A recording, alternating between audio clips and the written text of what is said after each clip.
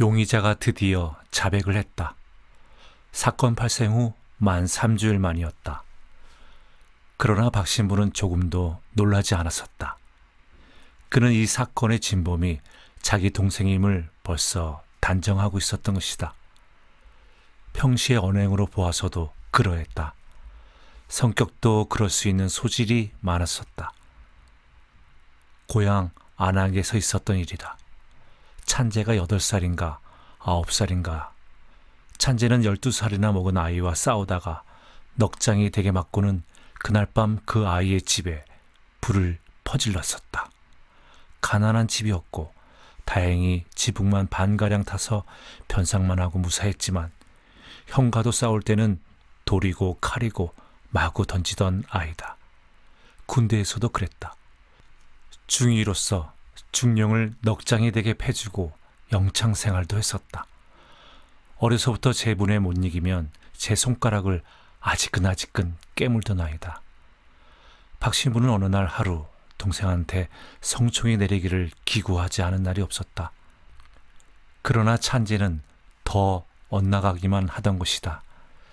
그대로 잠자코 있기나 했으면 오히려 좋았다. 그는 성직자인 형 앞에서 종교는 아편이어요 했었고, 형은 가장 신성한 지책이나 다 하고 있는 성씨일지 모르지만 신부가 마술사 무엇이 다르지요?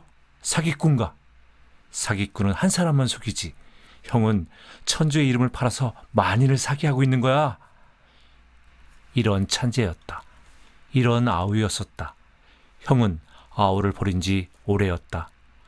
아우는 마귀 위에 아무것도 아니었다. 그러나 그러면서도 형은 아우를 못 잊어 해왔다. 신부였지만 그는 역시 형일 수밖에 없는 인간이었던 것이다. 형은 슬펐다. 슬프면서도 동생의 살인을 인정치 않을 수 없었던 것이다. 아우가 자백을 했다는 신문 보도를 본 순간 형은 슬프기는커녕 기뻤다. 당국의 알선으로 형은 2번이나 아우한테 자백하기를 권했던 것이다. 2번 다 아우는 완강히 부인하고 있었다. 형은 놈들과 부동이 돼서 단지 하나밖에 없는 동생을 살인범으로 몰고 마음이 편하리다. 편할게요. 내가 이만큼 사실이 아니라고 하는데 형만은 믿어주어야 하지 않겠소. 형은 천주의 대변자라니까. 난 교우는 아니지만 형이 믿는 천주 앞에 맹세를 합니다. 절대로 난 범인이 아니에요. 8시에 집을 나왔어요. 울적해서. 울분에 가슴이 터지는 것 같아서. 돈도 없었어. 형이 언제 한번 집안에 보태쓰라고 목돈 집어준 일이 있던가요? 신부는 제 부모 형제를 돌보아서는 안 돼요? 굉장한 법규로군. 성스러운 규율이라고요. 5년간이나 전쟁을 하고 왔으니 직업을 주오? 집엔 돈 한 푼 없었어. 내가 어째서 울적하지 않겠어요. 그날도 실은 형이라도 찾아가리라 나섰다가 형을 보면 골통을 깨고 싶어질까봐 참고 돌아오던 길이었어요. 그런 나를 죄인을 만들어? 2번째 갔을 때는 만나주지조차 않으려 들었었다. 겨우 만나더니 그대로 감정을 폭발시켜 물어 뜯으려 들던 것이다. 몸이 몹시 약해져 있었다.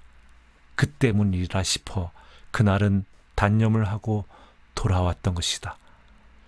그렇게 완강히 자백을 거부하던 아우가 드디어 자백을 한 것이다.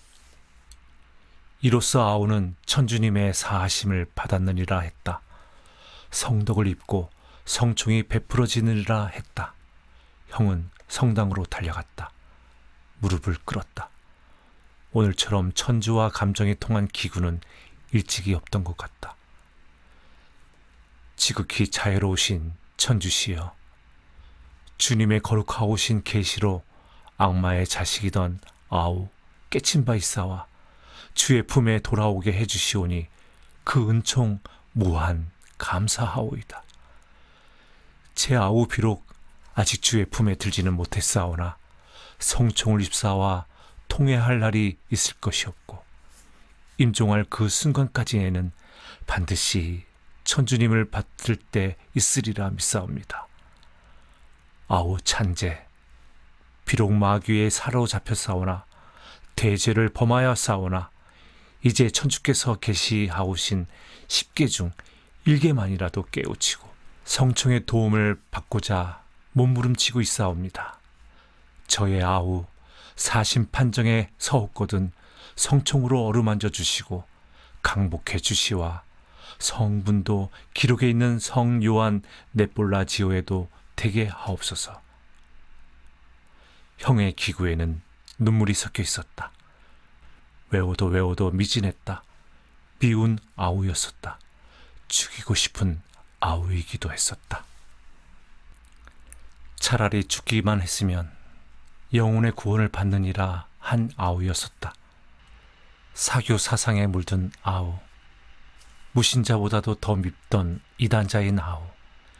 그러나 그는 신부였지만 역시 아우의 형이었었다. 이단자요 사교자요 마귀의 아들이었었지만 역시 사랑하는 아우였다. 형은 오늘 지금에서야 자기가 얼마나 아우를 미워했던가도 알겠지만 또 얼마나 사랑했었는가도 깨달아지는 것이었다. 그는 자기가 신부일 뿐만 아니라 인간이었다는 것도 깨달았고 신부이지만 역시 인간인 아우의 형이라는 것도 뼈저리게 깨우쳤었다. 아우여, 동생아, 형을 용서해다오. 나는 천주의 아들인 동시에 너의 형이었어야 했다. 그러나 형은 오직 천주님의 아들이었을 따름이었다. 자기 방에 돌아온 형은 문을 잠그고 목을 놓아 울었다. 울어도 시원치 않았다. 아우에 관한 속보는 거의 매일처럼 신문에 나고 있었다. 이제는 배우 관계의 추궁만이 남아있다.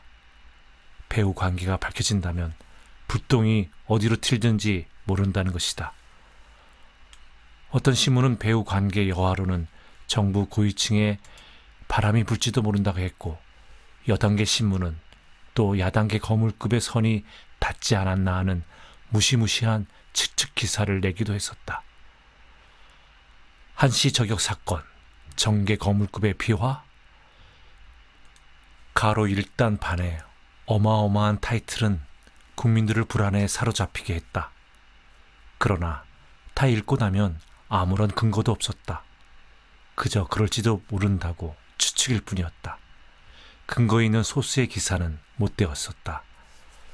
장난들 몹시 한다. 아니 신문이란 이런 수단으로밖에 팔아먹을 길이 없다람? 이렇게 붕괴하는 측들도 있었다. 누구보다도 형이 그랬다. 신문에 대한 증오감까지도 드는 것이다. 그러나 형 신부는 체념을 했다. 배우 관계가 없기를 바라는 마음에는 틀림이 없지만 그것도 아우의 죄를 덜어주기 위해서이지 형벌을 덜어주자는 데서는 아니었다. 배우 관계가 있든 단독 범행이든 살인 기수가 아니고 미수이든 아우의 생명은 이미 없는 거나 진배 없는 일이었다. 아니 생명이 없어져야만 아우는 영혼의 구원을 받느니라 한 형이었었다. 이 기구 또한 아우에 대한 형의 극진한 애정의 표현이었다. 죄로 더럽혀진 아우의 생명이 이 세상에 남아서 더 욕되게 하고 싶지 않은 심정이기도 했던 것이었다. 형의 혼란된 머리에는 형에 대한 판단도 서지 않았고 아니 그런 것은 생각하고 싶지도 않았다. 지금 형이 알고 싶은 것은 아우가 언제 천주께로 돌아와 주겠느냐 하는 것이었다. 언제 고요한 마음으로 교리를 배워 영세를 하고 총고해를 하게 되느냐는 것만이 지금 형의 머릿속을 채우고 있는 생각이었다. 희망이었었다.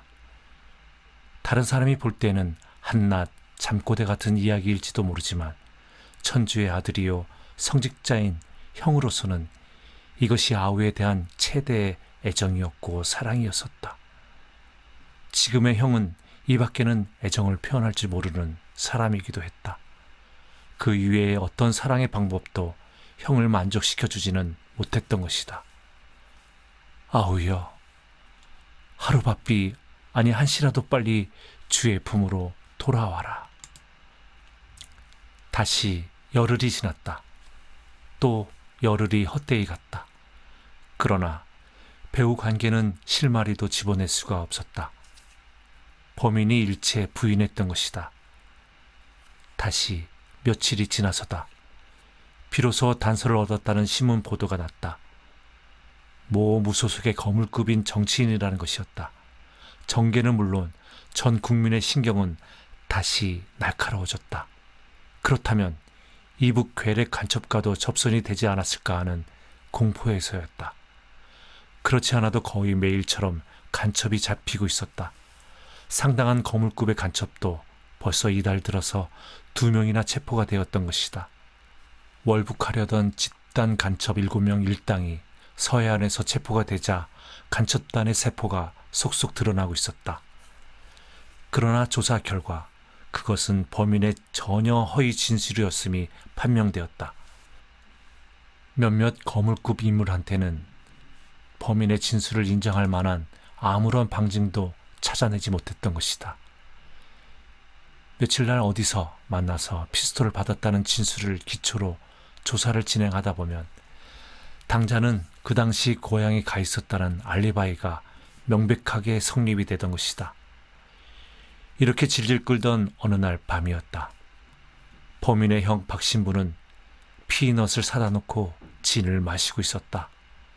책상 위에는 현금 100만 원 묵지가 놓여 있었다. 부실한 취직이 남아 아우를 잃은 집안 살림이 말이 아니었던 것이다.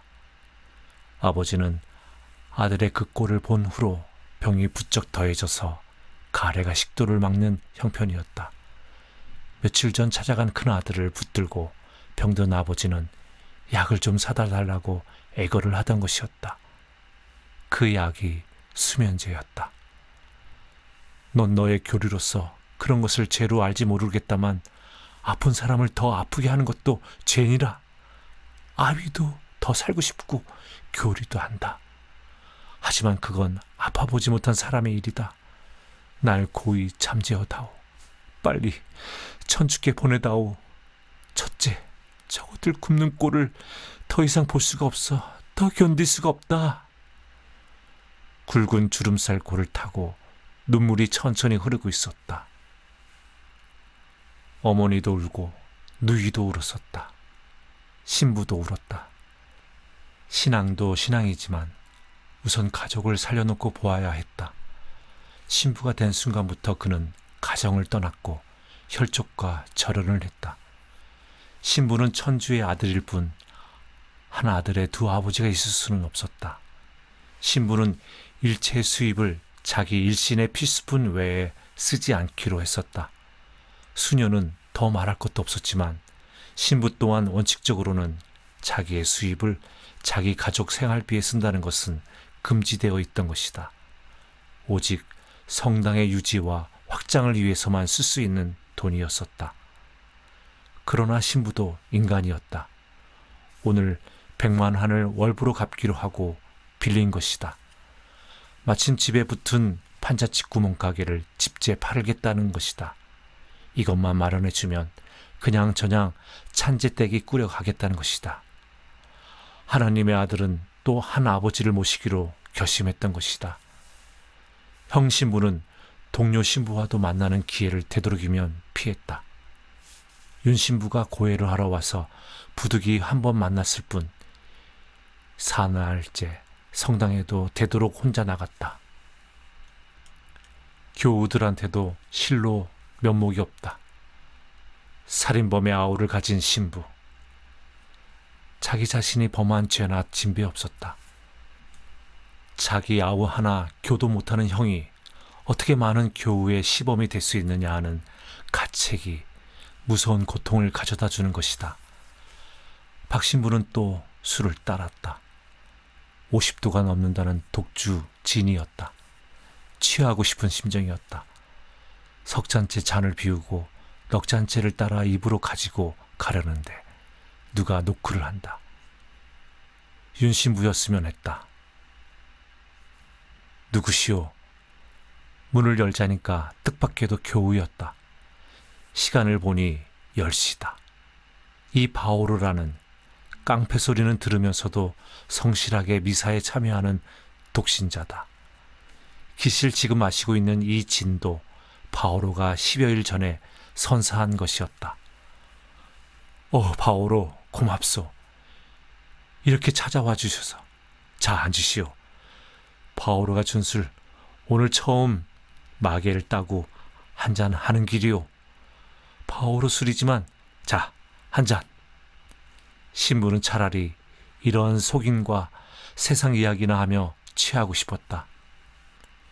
교리에 관한 이야기를 떠나 명동 이야기나 들으리라 했다. 자, 한잔. 그만두겠습니다, 신부님. 바오로는 기구할 때처럼 손을 모으는 것이다. 아니, 왜 그래, 바오로? 난 오늘 바오로와 한잔하고 싶은데 한잔하면서 이야기도 좀 듣고 세상 얘기가 좀 듣고 싶어졌어. 아닙니다, 신부님. 오늘은 조용한 시간을 타서 신부님께 고해 성사를 받으러 왔습니다. 앉지도 않고 나무처럼 꼿꼿한 채 손을 모은다. 신부도 얼른 잔을 놓고 성직자의 자기 자세로 돌아갔다. 신부님, 방에서 받아주실 수 없을까요? 성찰, 통해, 정계에 조금도 유감됨이 없으시오? 네, 그럼 고명하시오. 천주님의 정하신 바요. 예수님의 가르침을 받아 바로의 고해를 하는데 바오로가 말을 탁 가로막는다. 신부님, 시간은 아니지만 성당 역시 고해소에서 받고 싶습니다. 그래도 좋고 했다가 신부는 의심이 났다. 이유가 따로 있어? 네. 뭘까? 여기는 너무 밝습니다. 성찰은? 네. 동해도? 네. 그럼 정계가 부족했소. 천주께 고해 성사를 올리는데 밝고 어두움이 어디 있겠소? 그럴 리 없지 않소? 그러면 여기서 받겠습니다, 신부님. 신부는 속으로는 의아스러웠지만 그런 내색은 할 수도 없어 천천히 몸을 일으켜 제2장 앞으로 가는 것이었다. 제2장 문 손잡이를 잡고서도 한참 무슨 생각에 잠긴다. 장문을 열었다. 영대를 꺼내어 몸과 팔에 걸고 고해소의 자리를 잡으며 성호를 긋고 있다. 이러한 신부의 동작을 지켜보고 있던 바오로는 신부가 성호를 긋고도 한참이나 되어서야 신부 앞에 무릎을 세우고 십자를 그으며 고재경을 외기 시작한다. 오 주 전능하신 천주와 평생 동정이신 성 마리아와 성 미가엘 대천신과 성 요한 세자와 종도 성 베드루, 성 바울과 성인 성령과 신부께 고하오니 나 과연 생각과 행함의 죄를 심히 많이 얻었나이다. 나 오늘 신부님께 고해하오문. 바오로의 고해가 갑자기 뚝 그친다. 신부는 눈을 딱 감은 채 계속 기다리고 있었다. 그러나 아무리 기다려도 바오로는 입을 딱 봉한 채 열지를 않는다. 신부는 눈을 떴다. 바오로는 처음 고해를 시작할 때 그 자세였다. 바오로, 계속하오. 신부의 재촉을 받자 바오로는 벌떡 일어나며 신부님, 저 다음 기회로 미루겠습니다. 신부님 말씀대로 정계가 미진한 것 같습니다. 죄송합니다. 바오로, 그게 무슨 소리야? 죄를 지었으면 빨리 고해를 해야지. 죄란 병균과 같은 거야. 죄짓구. 아닙니다. 다음에 오겠습니다. 하기가 무섭게 바오로는 인사도 변변치 않고 뛰어나가 버린다. 신부는 어이가 없었다. 한참이나 멍하니 섰다가 뛰어나가서 바오로! 바오로! 몇 번이나 불러야 바오로는 대답도 않고 뛰어가 버리는 것이다. 발소리까지 들리고 보니 신부의 부르는 소리가 안 들렸을 리 만무였다. 웬일일까? 무슨 일을 저질렀을까? 신부는 영대를 벗어 의장 안에 넣고도 한동안이나 방 한가운데 멍하니 서 있었다. 바오로가 무슨 잘못을 저지른 것일까? 이상할 만큼 바오로의 행동이 마음에 걸린다. 보통 일이 아닌 성쉽게만 생각이 든다. 웬만한 일을 한다면 이렇게 밤에 찾아오기까지 했다가 달아날 리가 없었던 것이다. 또 오겠지. 바오로는 진실한 교우니까 이렇게 죄를 짓고 괴로워한다는 그 자체가 그만큼 성실하기 때문이야. 신부는 이렇게 생각했다. 그는 다시 테이블 앞으로 갔다. 술병과 돈을 쌓은 책보가 한꺼번에 눈 속으로 파고든다. 그는 술잔으로 손을 가져갔다. 또 따랐다. 잔을 입으로 옮긴다. 아무리 먹어도 오늘만은 취할 것 같지가 않다. 취할 때까지 마시고 싶었다. 그리고 실컷 울고 싶었다. 며칠이 지나도록 바오로한테서는 아무런 소식도 없었다. 불안한 며칠이었다. 돈은 준비가 되었다는 기별을 했지만 그나마 틀어졌는지 누이한테서도 기별이 없다. 일이 잘 안 되는 것이라면 비싼 이자를 물고 있을 수도 없느니라. 오늘 저녁에는 집에를 들러보리라던 날 고해소에 호련히 나타난 바오로가 실로 놀라운 고해를 했던 것이었다. 뜻밖에도 그것은 무서운 대죄였다. 살인이었었다. 고재경을 외는 바오로의 음성은 그대로 신음소리였다. 내 탓이오, 내 탓이오, 내 큰 탓이로소이다. 그러므로 평생 동정이신 성 마리아와 성 미가엘 대천신과 성 요한 세자와 종도 성 베드루, 성 바오로와 모든 성인 성녀와 신부님께 나를 위하여 오주 천주께 전구하심을 비옵나이다. 바오로는 고해를 끝마치었다. 그러고는 그대로 울어버리던 것이다. 바오로가? 신부는 의외였다. 관하기도 했고 명동을 휩쓴다고도 들었지만 심지는 고울이라 한 바오로였다. 동기는 돈이 필요했습니다. 그래, 얼마나 소득이 있었는가? 1,000만 원 받기로 했었는데 100만 원밖에 못 받았습니다. 뭐? 받다니? 실은 강도를 한 것은 아닙니다. 어떤 사람의 심부름을 했을 뿐입니다. 그 사람은 기어이 그를 죽일 필요가 있었던 모양입니다. 그러나 자기로서는 방법이 없으니까 그 청부를 제게로 가져온 것입니다. 처음 이야기로는 그 사람만 해치우면 돈은 요구하는 대로 주겠노라 했습니다. 그래, 막연하게 얼마나든지 그것이 아니라 아주 보수를 정하자고 해서 1,000만 원에 정하고 우선 착수금으로서 50만 원만 받고 성사한 날 잔금을 받기로 했습니다. 그러나 불행이 아니오시다 신부님. 다행히도 실패했습니다. 그래 약속한 자리에 가보니 그자는 오지 않았어요. 그자가 있던 집을 찾아갔더니만 떠나고 없다는 것입니다. 그래 집으로 돌아왔더니 그자가 집에다 50만 원 두고 갔더군요. 실패를 했으니까 다 지불할 수 없다는 간단한 쪽지가 돈뭉치 안에 들어있었습니다. 그러면 피해자 이름은 신부님이 저보다 더 잘 알고 계실 겁니다. 신부님의 아우님께서 혐의를 받고 계신 바로 그 사건입니다. 이때 고해 신부의 입에서 고통을 참을 때 하는 신음 비슷한 소리가 났다.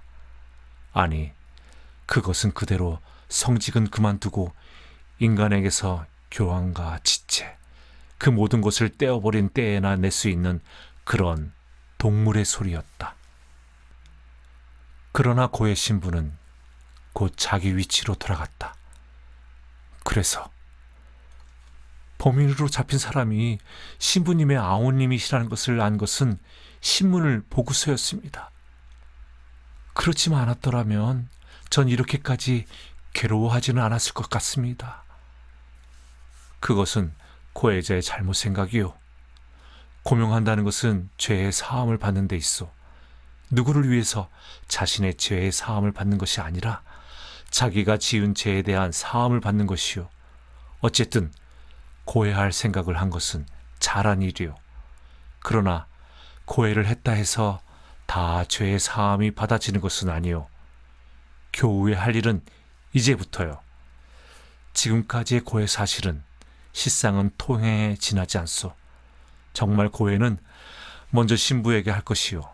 동시에 법에 나아가 자수하는 데서 비로소 고해가 성립되어 이 순서가 바뀌었던 것이요. 그러나 지금도 늦지는 않소. 그러니 이 길로 바로 집으로 갈 거 없이 경찰서에 가서 자수를 하시오. 그것만이 천주의 계시를 쫓는 길이요. 자, 조금도 지치지 말고 주저하지 말고 기꺼운 마음으로 자수를 하시오. 이것만이 죄를 갚는 길이요. 영혼의 구원을 받는 길이요. 자, 이 길로 가시오. 가서 자수를 하시오. 자수를 한 순간 내게 고명한 죄는 깨끗이 사함을 받게 될 것이오. 자, 가시오. 조금도 지체 없이. 가겠습니다, 신부님. 고마운 생각이요. 훌륭한, 좋기 영혼의 영원한 구원을 받을 훌륭한 생각이요. 꼭 가야 하오. 혼자 가기가 무엇하다면 내가 같이 가드려도 좋소. 아니오시다. 당당히 제 발로 저 혼자 걸어가서 자수하겠습니다.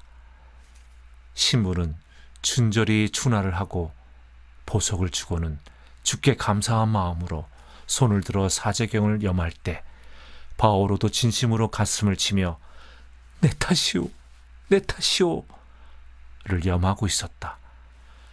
고해가 끝나자 바오로는 신부님, 하나 부탁이 있습니다. 무엇이든지. 제가 만일 아니오시다. 제가 자수한 뒤 제 가족을 좀 돌보아 주셨으면 합니다. 마귀가 씌었습니다. 지금까지 성당에 뭐 하러 다녔는지 모르겠습니다. 신부님 믿습니다. 그러니 안심하고 가시오. 이 길로 바로 가시오. 그러지 않으면 또 결심이 풀어지는 법이니까. 한 시간만 여유를 주십시오. 신부님, 집에 가서 어린 것들 자는 얼굴이라도 한번 더 보고 가겠습니다. 아니요.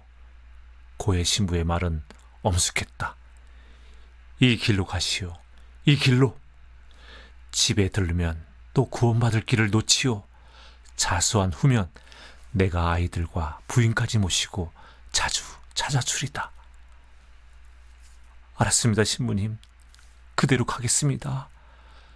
저도 이런 것들 자는 얼굴 본다면 결심이 풀릴 것 같습니다. 저도 자신이 없습니다. 자식이란 똥방 5살 먹은 머슴의 그것 하나뿐이니까요. 죄인의 자식이지만 영리하게 생긴 놈입니다. 귀엽기 짝이 없지요. 바오로는 눈물을 씻고 있었다. 보기 추할 만큼 얼굴이 일그러진다. 정말 귀엽게 생긴 자식입니다, 신부님. 그러니까 바로 가시오. 감사합니다, 신부님. 이제 저도 마음이 아주 가벼워졌습니다. 신부는 바오로를 문께까지 바래다 주며 그의 어깨에 손을 얹었다. 바오로, 고맙소. 감사합니다, 신부님. 굳은 악수를 하고 둘은 헤어졌다. 역시 바오로는 귀여운 놈이니라 했다. 귀여운 놈이야, 귀여운. 아우를 구했다는 기쁨보다도 몇 배나 큰 기쁨이었다. 성직 생활 10년에 이렇게 기쁜 일은 처음이었다. 신부는 동문치를 보아도 마음이 괴롭지 않았다. 내일 아침 일찍 이 돈을 바오로의 아내에게 전하리라. 신부 자신 무거운 죄의 사함을 받은 것 같았다. 즐거웠다.